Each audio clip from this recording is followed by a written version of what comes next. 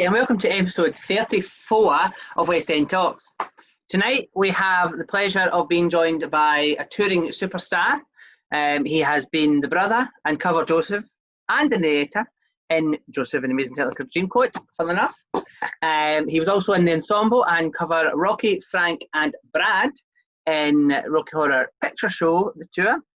He's the creator of West End Workshops, and he was in Rent and Saturday Night Fever as assistant director, my apologies. And most recently, we will know him as the conduit guy in the First Dates Hotels. So without further ado, let's welcome Jamie Jukes. Welcome, Jamie. Hello, hi. Welcome, thank you for joining us tonight. Lovely to be here. No, lovely to have you. It'll be great to get to know you and get to know some of the roles you've played, because that list is extensive. Yes, well, I've had an illustrious career of many different things, stretching from Edinburgh Fringe, which I must say is one of the biggest learning curves ever as an actor, a young actor, from cruising the world to the Rocky Horror International Tour, to Joseph, to Panto, to the all-male GNS, the Mikado, where I got to play a woman. So I've certainly had to be versatile. Yes, there's a lot of versatile roles in there. And obviously now you're a tutor with the West End Workshops as well, which will Funnily enough, I'm not really a tutor. I suppose I own the company, so it is my baby, and it was my idea. So I think we were maybe the second. I know there's another one, but I think we were one of the first that did it on our scale. Kind of when it hit lockdown, we went straight to Zoom. And it's been very lovely and successful, but it's about the people and it's about the actors, because I'm an actor, I'm not a businessman, so it's important that we pay our actors and we give our participants the chance to perform, because I know that you're about raising money. So I'm very much for that, because I know what it's like to be an out-of-work actor, and at the moment you couldn't be any more out of work than at the moment. So certainly not. Yeah. That's definite. So we'll get started now. And the first question, all our West End Talks fans will know, is what got you into performing? Oh, that's a good question. I wasn't very intelligent at all. I wasn't into anything, but I loved Disney films, and I used to watch Chitty Chitty Bang Bang on repeat. And I thought I was truly scrumptious in my garden on the swing chair. So I just basically went to my local theatre school. My mum took me dragged me and screaming, kicking and screaming. But I just loved it. It was just amazing. So you kicking or screaming, or your mum kicking and screaming? Oh, me kicking and screaming. My mum was screaming at me, saying, "Come on!" But it was the best thing for me, and that was at about age 8. And then I just got the bug, and that was it. Great, fantastic. What was your first role? As in as a child? And you can answer that however you wish. I would say my first standout role was playing Oliver in the show of Oliver. And it was a professional show on the Isle of Wight. And it was amazing. And we did a whole, like summer seasons. So, they used to be a massive thing back in the day, because I'm very old now. And I love summer seasons. Bridlington still does a fabulous summer season. I don't know if you know of Bridlington that do that, but my friend Alex Weatherhill is a big part of that, and it's wonderful. So I love a summer season, and we did Oliver. So that was my first big thing. Fantastic. I'm sure the Isle of Wight, will get lots of tourists during the summer, usually, and more usual summers anyway. Yes, yeah, I think so. It is a little bit hotter here than I would say. So yeah. Yes, but you're closer to France than we are, so that's very true. Yeah, you definitely should be. Theoretically, should be. Anyway, we'll move on. And West End Talks hold no responsibility for the next set of questions. Oh, they all come from either your fans or fans of shows that you have been in. Okay. The first question. Did you say? We'll say the first names. If you want any more after that, then we can give you a bit on video. We'll say the first names only. So the first question normally is a kind of jokey question. That we get, if we get a jokey question in, and we did for you, and Scott wants to know, what is your favourite condiment? Oh, that's a first date thing. My favourite condiment is definitely mayonnaise. Or alioli. It's a tie between mayonnaise and alioli. There we go. Oh, that's two good ones there. I would say I would have to go with mayonnaise for that, but out of those two anyway. I think yeah, mayonnaise. A bit of garlic mayonnaise. Oh, I love a garlic mayonnaise. Yeah. Garlic. We got garlic mayonnaise. Anyway, sorry, I had to cover that. We'll cover a wee bit more about first dates because we have had a few questions about the show. Oh no, I love it. Yeah. So we'll cover a bit more about it later on in the show, but later on in the chat. But we're going to touch a bit more on this show first to start with, because this was a big part of your life for a few years. You were in it. You covered a few Josephs, didn't you? I was right in saying that. Yeah, so I covered, first was Lloyd Daniels, who was beautiful and wonderful. And then I covered Joe McKeldry, and then I covered Jamie Hensley. So I was very lucky, and they are all from the X Factor. Yes, they were, yeah. Two the same year, were they not? Joe and Lloyd were the same year, were they not? Joe and Lloyd, yes. Yeah, they were. And then Jamie was, I can't remember when Union J were in it, but I'll have all the Union J fans now commenting going, I'm like, sorry. Anyway, Stephen wants to know, what is the best thing about working with Bill Kenwright? The best thing is he's very loyal and he'll use you again. And he pays you on time. But I would say his loyalty, if he likes you, he'll use you again and again. That's good to know. And certainly he must like you. I'm very good question. Yeah. Tara wants to know, what is your favourite Joseph you've covered? Lloyd Daniels. Oh, you answered that? Oh, I wasn't sure if you'd answer that or not. Oh, Joe and Jamie, cover your ears. I covered Joe McKeldry, who was amazing. He's incredible. Jamie Hensley is an insane vocalist, but Lloyd Daniels is Joseph. He just didn't have to act. He is that character. So I'm saying it from, I think the version of his Joseph was my favourite. And that's because he was my first Joseph as well. So I think there's always something special about your first time as Joseph. So yeah. You changed that quickly. Yeah, I changed that very quickly. There's something special about your first time. I don't want it to be in the papers. We're not in first dates here, don't worry. You don't have to. So Tony wants to know, a question I'm sure you'll get asked a lot. Can you still name all the colours? Yeah, I can. Do you want me to do it? Yeah, on you go. Red and yellow and green and brown and scarlet and black and ochre and peach and ruby and olive and violet and fawn and lilac and gold and chocolate and mauve and cream and crimson and silver and rose and azure and lemon and russet and grey and purple and white and pink and orange and blue. Yay! Well done. 4,000 shows later. Third cast member, fourth cast member, I think we've auditioned. Oh, we've lost you. The fourth cast member we've chatted to from different productions, and you're the first one to get it straight through. Well done. Yay! Some of them have just done it last summer, so I might have probably done it the most because I'm a bit old. So far, anyway, yes, I'm sure. Definitely. Did you say 4,000 there? Did you say? I have no. I mean, it's not 4,000, but I've done it spanned over 5 years. So I did it spanned over 5 years. I did 4 different contracts. So each contract is around 8 months. So I have no idea. I have lost count. Wow. And you still love it to this day, so that must be mad. Oh, I absolutely love it. I'm going back in a heartbeat. Sam says, what's your favourite song in Joseph? See, it's really, Close Every Door. I was born singing, but I think that's that goes without saying I knew that anyway, and I knew it. I've known it since I was a baby. So I would say a really interesting answer for you, and it is genuine. For Joseph, it is How Do I Know Where You Come From when he's Prince of Egypt in Act 2. And that's his entrance. That's his second entrance in Act 2. where he's suddenly the prince, and he's got all the jewels and the crown, and it's power, and I loved it. I loved the outfit.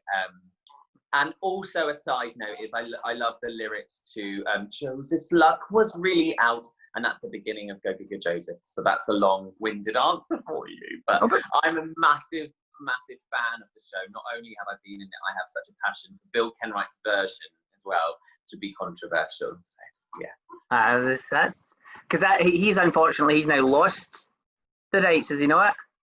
I wouldn't say that. And maybe I won't comment. Right, okay, that's fine. I honestly don't know. I honestly don't know. I know that there will be a slight pause when the Palladium tour will go out, but if it goes out, I think it is. But I have no idea. Bill Kenwright always finds a way. Yeah, he's very good at that. Yes, definitely. He does some great productions, because it's not just Joseph he works with, it's loads of different productions. And Blood Brothers, I mean, Blood Brothers I mean, that's an absolute highlight. I mean, he's done so many, but Blood Brothers really stands out for me as his staple. Wow, you know, and he seems to be constantly in tour, which is brilliant. Yes, yeah. Not that that's a bad thing, because I love it. Anyway, moving on, Claire says, who's your favourite character in Joseph, apart from Joseph?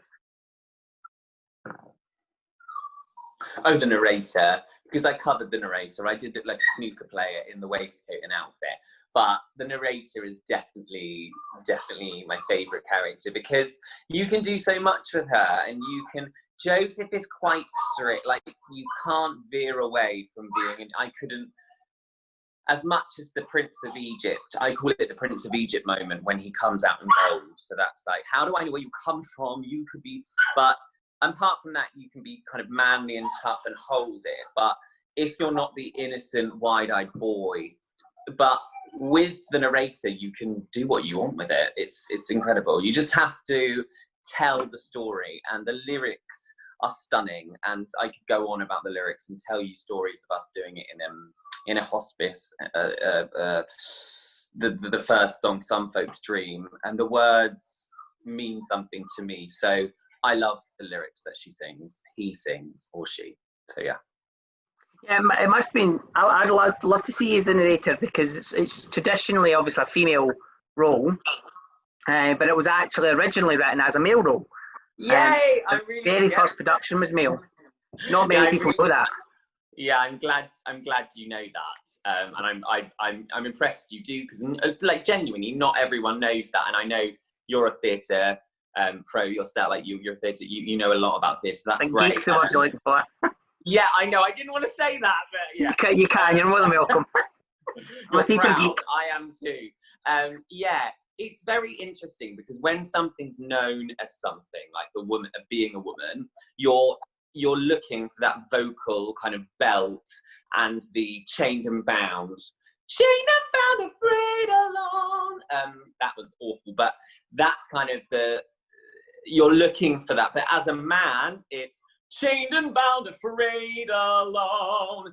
So it doesn't maybe sound as impressive, but it really fit well into my baritone voice, because it's quite low, and I loved it. And I think that, you know, Joseph isn't about singing, really. You think it is. It's about a story. It's about a story that can go out to your kids. Sorry, your kids, the older people, and yeah, it's amazing. It's good. Definitely, he wants to be heard. He's singing the songs. That's what it is. He's singing the song. I'm so sorry. These are my dogs. Oh my goodness, madness. Sorry. Can't help that. This is why I love Zoom calls, because you can't help those kind of things. I know you do. The things you can hear. So yeah. Definitely. Darren, who I know you know, he was ecstatic when we announced you, and he was one of the first to get your questions in. He asked, would you do Joseph again? If it came up. Yes. Oh my God, 100% I would do Joseph again. I absolutely love the show, and I miss it with all of my heart, literally. Like, it's amazing. So yeah, no, I would do it again in a heartbeat. I would do it again. Yeah, it's amazing. And Darren's other question was, what's the best musical you've done for you personally? Joseph. And there we go. No, I think the Rocky Horror Show. You know, I absolutely loved it. I got to wear tights, I got to wear heels, and I got to live my alter ego. And I covered the three lead men, which was Rocky, Frankenfurter, and Brad. It was the hardest experience of my life, but it was also the most rewarding. And yeah, I loved it. No, I love Rocky Horror Picture Show. Yeah. But we'll move on slightly to a slightly different venture of yours. Oh. Got your logo up in the background now. Look at that, it's lovely. I don't know if that's the most up-to-date one. I think that's the most up-to-date one, but don't quote me on that. I know it changed recently, so apologies if that's not. It is, thank you. Oh, that's good. I thought that. So Charlotte wants to know, what's the best thing for you about West End workshops? Oh, okay. The best thing I find about it. So the best thing I find about it, I would say, is seeing the smiles on the faces of 100 Matildas, 100 revolting children who are taking part in Matilda. And I know that they are struggling, because I know people say, oh, you know, we, you know, it's amazing, kids don't like school and they're having time off and it's amazing, but you know, kids need a structure and they need routine, and it's so nice for the parents to give their kids something right now that's affordable and just an incredible experience. So yeah, that's why I think they're brilliant. I think they're giving kids something that they normally wouldn't get. So some of them might have, depending on where they go to college or school and stuff, but most kids wouldn't get that working with a West End or Broadway star. Yeah, and I think for me, my proudest thing is the Broadway situation, because there wouldn't be a time in a real workshop that I would fly Ramon from Beetlejuice the musical over and do a workshop. That would probably set me back about £3,000. So you know, as wonderful as that would be, I don't think I'd get the comeback from that. But you know, I just had the kind of audacity to message him on Instagram and say, hey, do you want to do a workshop? And he was like, yeah.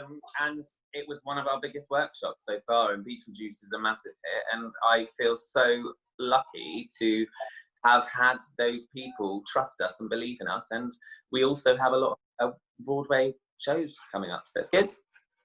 Yeah, no, I think that's the whole point, because I think we're finding that as well. Because obviously we're obviously slightly different than you guys. We're not doing any workshops really, but it's obviously a bit of chats, and we're having the audacity to just message people, and that's how we're finding a lot of people saying yeah, because they'll go, yeah, no bother, we'll do that. Yeah, the amount of names I'm like, I'm going to chat to. I'm like, it's great. Who have you chatted to? Who's been some of your highlights? Oh, here, the tables have turned. Some of them so far. Claire Sweeney. Harry Apps. She's playing Marius currently in the West End. Oh, okay. He's a highlight so far. I think like my mind's went completely blank. I've done 32 episodes and I can't remember.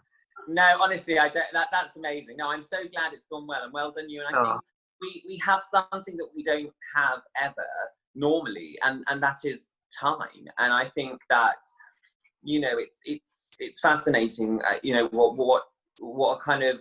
what positives can come from such a terrible thing, and without lockdown, West End workshops wouldn't be happening. And I don't promote theatre going away. I promote it coming back, and I feel we are keeping some mini sense of a momentum going by having some light. And we aren't the only ones that do it. There are some fantastic, more fantastic companies out there as well. And I feel like we're part of that community that's just trying to keep the interest alive and people's motivation to do it. Because motivation, the people in, you know, if you're in third year in a college and your course has stopped short, you've paid all this money, you're waiting to be seen by agents, it's scary as hell. And I feel like we're keeping some kind of motivation for people to get up and be like, right, today I'm going to do a Broadway workshop or a West End workshop. So that's where we feel we are best known for. So yeah. That's 100%. Well, that's we want to just keep that's part of what we want to do as well. Just keep the Mhm. variety. Obviously, we don't have the interaction as much with the viewers, as you guys do, obviously with the workshops. But yeah, that's the whole point in West End Talks as well, to keep the light on theatre and keep the. Well done, you. No, and I think, But and no, I will definitely support you, and you know, it's lovely, and you know, I love supporting other people. I'm not one of these people that will be like, oh my God, I don't do any other workshop. I want my clients, my kids to do other workshops, because that's what it's about. It's about, and if you need to support each other at any time, this is the time. 100%, yeah. Are So definitely, second everything there. Definitely support. We support you guys and everything as well. So Jacob asks, what's the best workshop you've done? Or wow! Not personally, obviously, but That's not personally. That's like, oh, that's really interesting. So, that's an interesting one. I think. So I would say, I can do this because I don't like to pick a favourite, but I'm going to say, because this is the one I took part in, because I don't take part in them all because I like to watch and do safeguarding for the kids, because when you have small kids, it's very important to do that. So there are some that I don't do. There are some that I do, but I'm kind of busy working on the next workshop for the next day during it and watching closely. So, but the one I chose to do was Book of Mormon, with Joshua Lovell, and that is 100% an absolute hoot. And I did the routine, and he was like, "Yay!" And I probably wasn't the best. moving on to another show that you've been part of. Oh wow, this is amazing. This is like This Is Your Life. That's a bit interesting. I only do the ones that we've had questions on. You see, I don't do everything. Oh my God, no, it's absolutely lovely. I'm absolutely loving this. I'm so grateful. Yeah, thank you. We couldn't physically do your full back catalogue because that could be a while. It's just the ones that we've had questions on. But Tom wants to know, did you enjoy working on the Bee Gees classical musical? Yeah, so this one is a really interesting one, because I was assistant on Joseph, but the problem was, the thing with Joseph was I knew Joseph inside out because I'd been in it for so long. And then Bill Kenwright, I had a meeting in his office in Paddington, and he said to me, I've got you your next kind of gig, and you're going to be assistant director to him. And I was kind of like, yeah, why not? And I think I didn't think about the fact that I'd never even seen the show before. So I had some quick learning to do. And the guy before me, Lewis Barnshaw, was amazing. He gave me some information about it, and we had a phone call. But I literally finished Joseph on the Saturday, and I started rehearsals on the Monday. So for Saturday Night Fever, and the cast were wonderful. Yeah, and Bill Deemer was an absolute wonderful man and a joy. Kylie Cruikshanks, his assistant. I loved the chance to work with him, and obviously work with Bill Kenwright. But yeah, Bill Deemer's still a good friend of mine. So just name dropping there, Jamie. I can see. No, I'm not. Just name dropping. I genuinely, I honestly, it sounds bad, but I'm just not a named. I see Bill Deemer as Bill Deemer. Like, he's just just a lovely man. And I think I'm sure he is. I've never had the chance to meet him, but I'm sure he is lovely. No, but in the industry, I just don't. I think you get on well if you just see them as another person, So, but the cast were wonderful, and it was just a nice production. But it was very scary, and I was absolutely out of my comfort zone. And standing alongside people like Bill Deemer is the most intimidating thing, not because of them, but because of their status. So it was petrifying. It was petrifying. Yeah. Yeah, no, I can imagine. Last question on this. Ashley wants to know what's your favourite song from the show? Saturday Night Fever. Ooh, I know what that one is. What I like ballad-wise, I like What Kind of Fool, but What Kind of Fool, sorry. But I just love the opening when the curtains rise. Dun, dun, dun, dun, dun, dun, dun, it's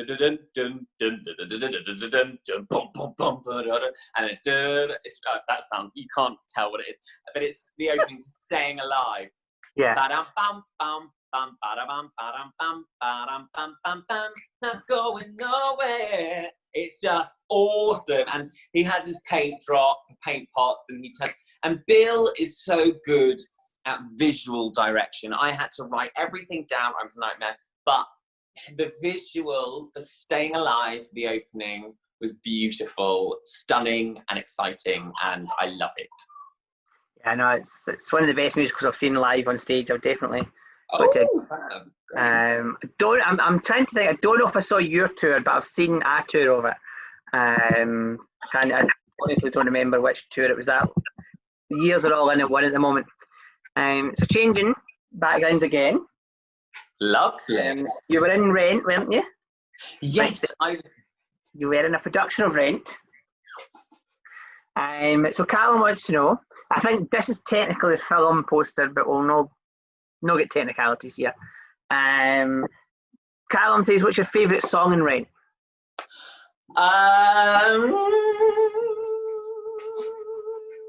I'm going to be naughty, and I'm going to say Contact. Because there's a lady called, oh my God, I'm doing it again. But this is oh my God. There's a lady called Natalie McQueen. She's gone on to do massive things. I'm so sorry. But we were just both like kids then, but Natalie McQueen, and I had to dance with her in my pants. And me and her were the one straight couple. There was a gay couple, a straight couple, and a lesbian couple, and I was in the straight couple. Hilarious. And I just loved it. I was in my pants. We were like writhing on each other. I put baby oil on, and then she ended up being Elphaba, and she's one of the biggest West End leading ladies. But at that time, she was rubbing against Jamie Jukes. As he does, yeah, as she does. So I love that song. It's like hot, hot, hot, sweat, sweet. No, something, something, something. So yeah, it was brilliant. It was great. I love it. Yes, no, Rent is. Toby wants to know is why do you think Rent is still so popular? I think it's relatable. I think the story. I do believe the story of for me, for Stephen Larson, that he died. I think it was on the tech or the preview or the premiere or the tech rehearsal. He died in the auditorium. He dropped down dead. That he might have not been in the auditorium. Don't quote me. The theatre fans are going to. But something happened. You might correct me. And I think it's just the whole story of it, and we can relate to it no matter what time of the world we live in, because it was based on La Vie Bohème, and it's taking the kind of morals and things we all struggle with. Yeah, no, definitely. I think it's a good musical for at the moment as well. There's always something you can fit within. There's always something happening, but I think at the moment it's quite a good. Well, because we can't pay our rent, darling, and that's a good one. That's a very good one, yes. That needs to be in the trailer. We can't pay their rent, dear. Can't pay your rent, darling. Yes, that's a good one. That's the sound clip. That's the sound bite for the day. Done. So Sophie says, if you could be any other character in Rent, who would you be and why? So other than the one you think. Angel. Why? Angel. Because he has fun, and his story, his journey in the show is fascinating. Roger, I find, is a bit he's got great songs, but he's the kind of Prince Charming of the show. It's, you kind of liken it to a fairy tale, a modern day fairy tale, and I would say Angel's the kind of quirky, court jester maybe, that's just kind of wonderful. I wouldn't call him the Dane, but you might think of him as that. But I just love his journey from fun frolics to going into real danger, into passing away and dying. So his struggles with HIV. So I think, especially in the gay community, we can all relate to that feeling of fear. Definitely, yeah. Definitely second that one. So yeah, it's obviously a great musical. It's classic, but another classic. Go from one classic to another. Oh, my favourite! So yes, Rocky Horror, you were in the ensemble, but you also covered all three kind of main male parts, male parts. We obviously you had Frankenfurter, Brad, and Rocky. Yeah. What was your favourite to cover? So I have a favourite and what I was best at. My favourite was probably Frank, but the one I was best at was Brad. My favourite was Brad. My favourite was Frank because I'd always wanted to do it and I wanted to sing it, but I knew the best one for me because of my age. I was merely 26. I knew I was a bit young to play Frank and I loved it. But I would say my Brad was pretty not bad. It wasn't bad. So not bad. It wasn't bad. So yeah, I think my Frank now would be way more mature, and I would love to redo Frank and actually play Frank. But you know, I think you need to be a bit more mature to play that part. Yeah, I can understand why. Why. Lydia asks, did you enjoy doing the drag side of things? I don't know. I really don't know. Did I enjoy the Yes, I did. I found it a learning curve. You know, you'd be surprised. It doesn't come naturally to me. You would think I'd be like, woo! But I have a dodgy knee. So the heels coming down those stairs were a pain. And as Brad, it was easy because he's not, when he's in the floor show and he's wearing heels, he's like stumbling around and stuff. But as Frank, Frank isn't drag, he's a transvestite. So he's supposed to be a man. So it's that fine line. It's, you know, you really have to do your research when you come to Frank because he's not like, yes, you know, he's not like RuPaul's. He's the most masculine thing in the world. Almost like, you know, those kind of rock stars from the New Romantics that just were sex. They oozed sex. So the more you pushed it, the more you kind of push people away. But if you just own it and you are strong, then the clothes just do the work for you, and your vision that you create with your confidence finishes it off. Great answer. And Janet, apt name for the show, but her name is Janet. I asked, what is your favourite song in the show? 1 million billion trillion percent I'm Going Home, by Frankenfurter. That's a good one, yes. And I'd never ever heard it before until I did rehearsals, and I just fell in love with it. And I think it's one of the most beautiful, underrated songs in musical theatre. It's stunning, and the words and everything, yeah, it's just amazing. I love the show because you get to see how messed up Richard O'Brien's mind is. And that's no bad way here. That's just, I'm like, how did one man come up with this? Like, and how did he get people to like it? You know, like how did he? You know, the people think the film came first, and I'm like, no, it didn't. It's the musical came first, and it didn't do very well. Like, obviously, it was a niche thing, and when it came out, it was small audiences, and it did well for what it was, but it wasn't a global phenomenon.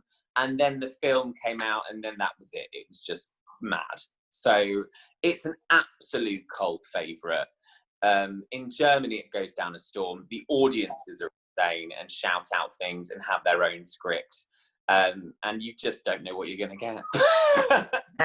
We had the talk with, I don't know if you worked with them, but Christian Lavercombe. No, I don't know him.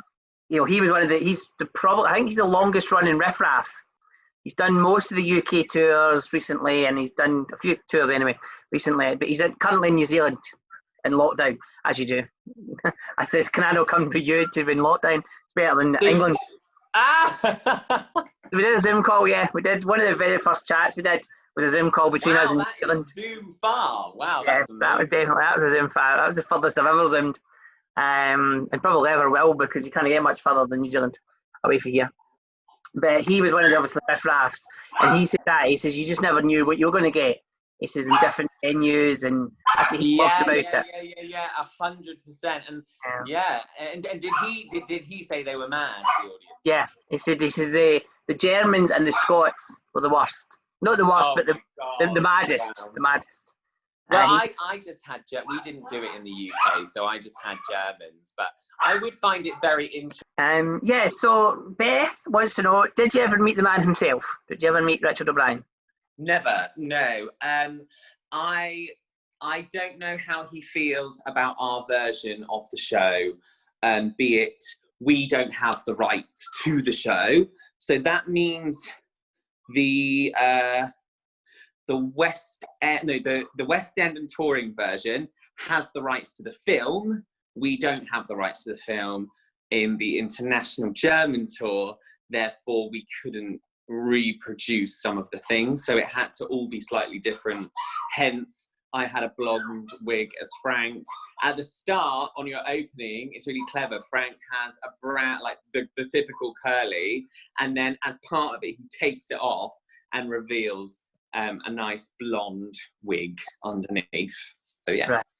So I never met him. No. That different. Oh well. So Olivia asked a question that we're getting quite a lot. If you were to go let's try that one again. If you were to go into lockdown with one character you've played, who would you do and why? Oh my God, that's a really good question. I would, oh God, probably Brad. Why is that? I think he would sort me out. I think he would like cook for me, and he'd be very practical. He'd be a bit scared, but we could just be scared together and watch Netflix. So yeah, I think probably Brad. That's a good answer. One question actually I've missed is Zach wants to know if you could have one workshop with anyone, who would you be? So if you anyone for a workshop, who would you be and why? Really interesting. I'm not someone that goes for massive people. I end up getting wonderful people, and we do have Kerry Ellis doing a Q&A, which is incredible and lovely, and I'm sure, but which is I've always wanted. But in terms of what I haven't got, which I would love, is Samantha Barks, because I find her fascinating, and I find her career is one of the most interesting, going from coming third or fourth on the Dorothy program and just going into absolute, just another level of career. I know her from my friend from being in Les Mis. I saw her, and she was friends with one of my friends. So, I have tried, but she's very busy. I was about to say good luck to that one, because she's obviously she'll be in lockdown training at the moment for playing Elsa. Moving on, you've done a lot of shows, a lot of theatre recently, but over your time anyway. But most recently, you're not well known for theatre. You're well known for a just small Channel 4 TV show that I know technically we're talking West End, but we couldn't have you on without talking a bit about it.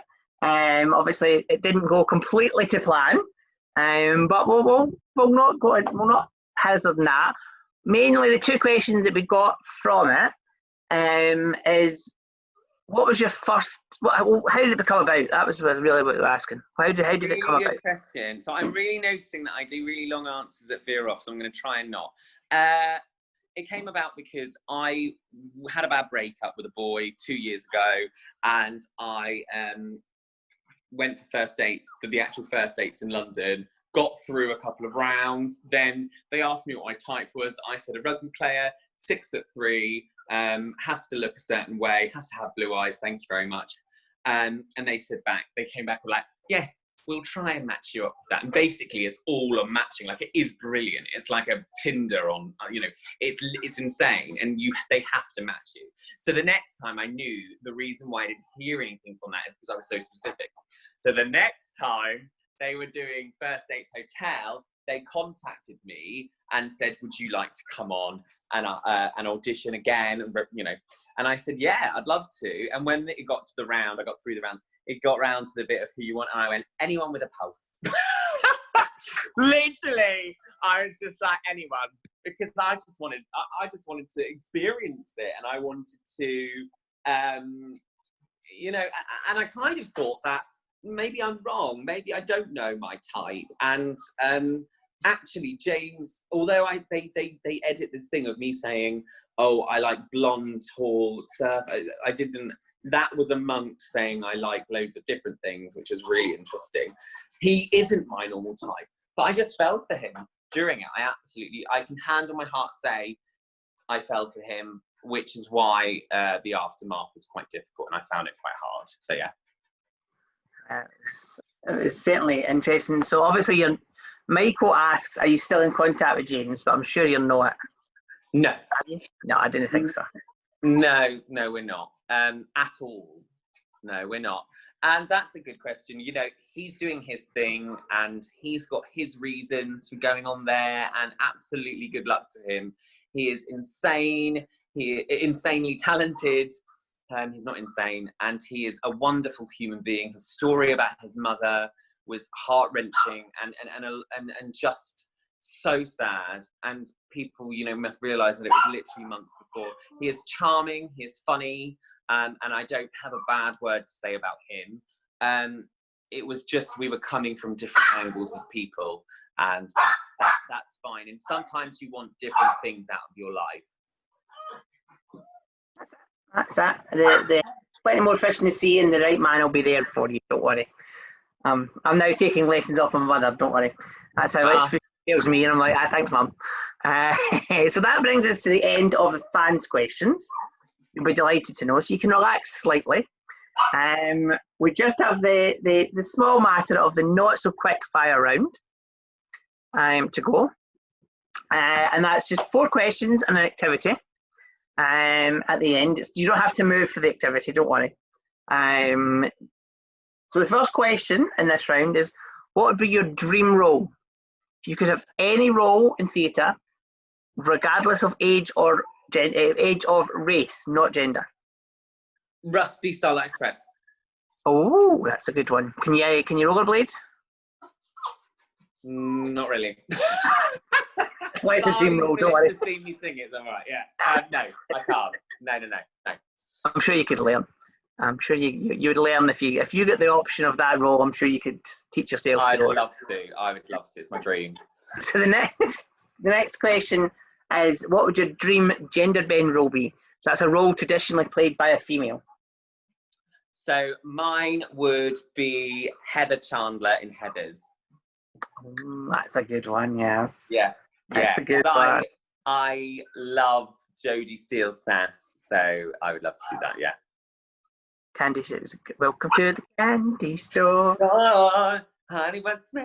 Yeah, I love it. I'm not thinking that was not in tune. I always think in tune. It's not always the right tune, but it's in tune. Well, exactly. I think you sound great. I don't. It doesn't matter.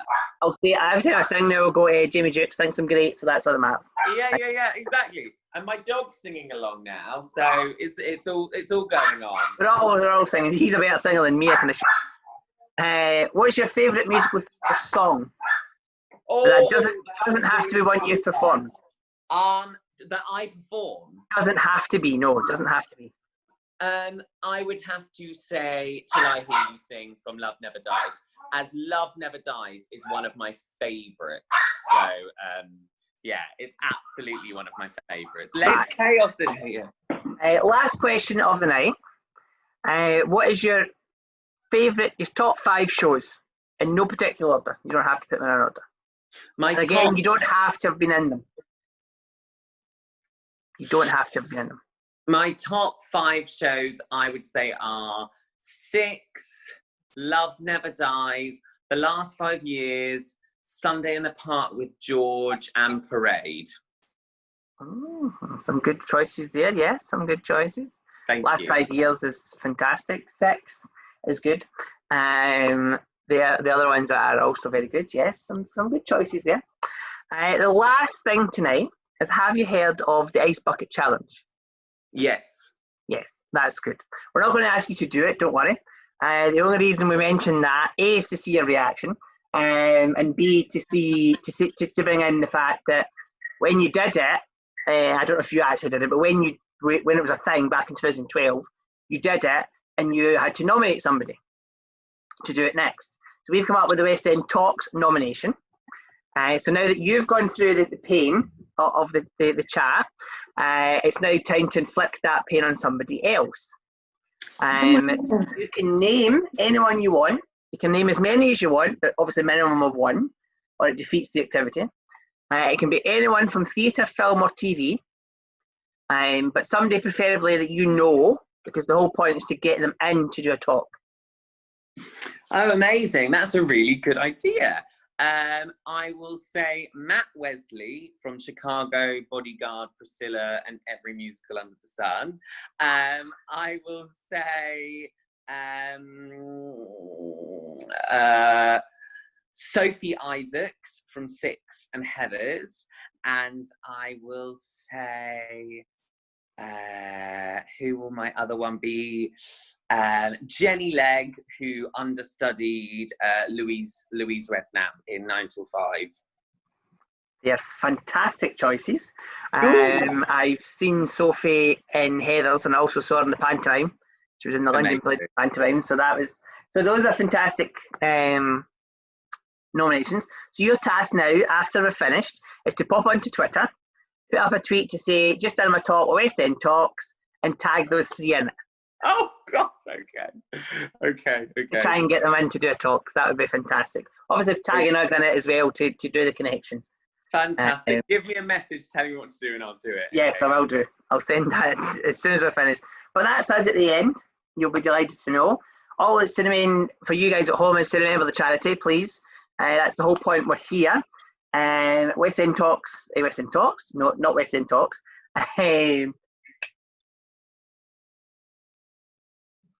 Acting for us. My mind went a complete blank in the charity thing there. Did you see that? Sorry, we'll try that one again. So all that's left for you guys at home to remember is the charity. We're not just here for fun, although I hope Jamie did have fun.